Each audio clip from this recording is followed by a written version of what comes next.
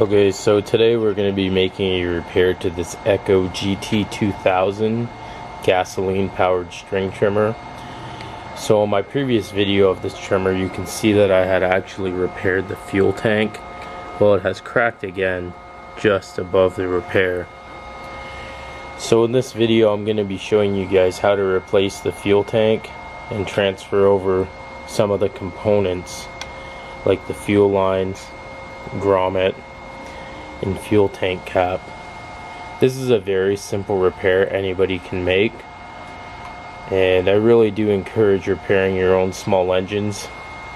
For this repair, you'll only need a number 2 Phillips screwdriver and a flathead screwdriver.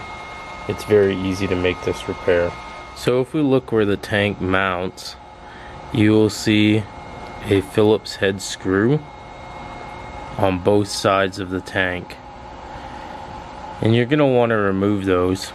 But before we remove them, we're actually going to take our 2 fuel lines off, and to do that you're just going to need a flathead screwdriver, and I'll show you how to remove them. So using your flathead screwdriver, you're just going to want to get in on the fuel line and push down like this. If you simply pull on the line, what that's going to cause is almost like a Chinese finger trap effect, and it's actually going to put more tension on the line without actually getting behind the line itself. And the problem with that is you can end up tearing the line. So we'll just get underneath this one and pop it off just in the exact same manner. Alright, so I'm just going to remove the fuel tank here. In another repair, I will be replacing this pole starter rope. This handle is not original to this trimmer as well. It's from a lawnmower, but it works fine. Just that the rope is a little bit too short, so to actually get the EZR system to start working, you have to pull the rope all the way out. So that can be kind of annoying. Anyways, to remove this tank, we're just going to use this Phillips head screwdriver here. It's a number 2 Phillips, typical craftsman screwdriver. And we'll just remove these screws. It's actually very easy to do. Anybody can make this repair.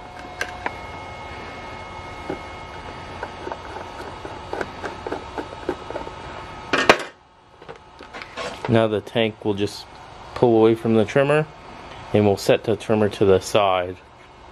So if you look right here, you can actually see what I'm talking about. The second crack has actually started, and this was the previous repair, which was done with JB Weld and some plastic welding. But yeah, the crack actually has occurred along the top here, so we'll end up replacing the tank today. So here's our replacement tank, and you could tell what a difference. The replacement tank is very nice in color, and it's gonna really make this trimmer look a lot newer than it is. So we're gonna take the fuel cap off. That has to be replaced, and this grommet and fuel line assembly will also have to come off, and this is in very good condition as well, so I will reuse it. To remove this, you're just gonna want to get your flathead screwdriver in there and just pop it up out of the tank. Be careful not to pierce the grommet. I have some replacement grommets if that does happen, but it's always a good idea to try not to pierce it. Just very carefully work the grommet until it pops out of the tank. Just like that.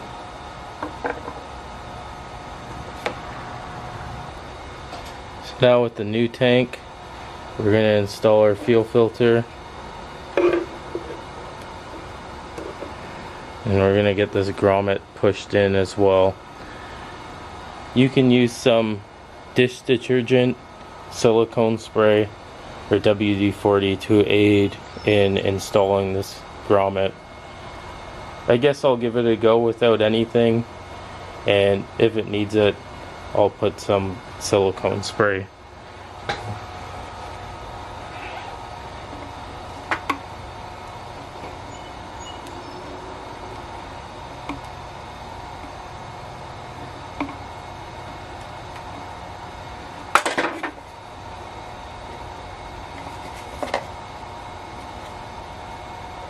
Just as easy as that, the grommet is installed.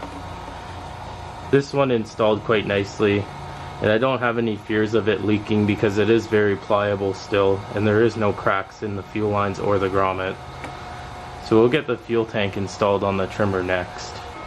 Okay, so we're just gonna put the screws into the tank and then screw them onto the trimmer's bottom engine casing. It's very easy to do this. It's only 2 screws.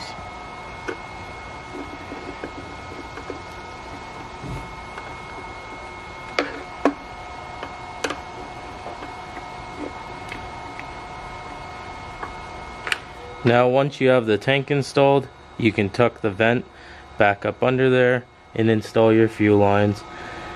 The line that goes to the filter goes to the bottom port on the carburetor, and the line that's for the return goes on the top port that's connected to the primer bulb assembly. Now we can install our fuel cap, and you're ready to install fuel in your trimmer. It sure does look good with that new fuel tank. Anyways, thanks for watching. I hope you enjoyed this video. This was just a quick video showing how to replace the fuel tank on your Echo string trimmer. This will apply to the GT200R, SRM210, and a few other models as well. Thanks for watching. Bye-bye.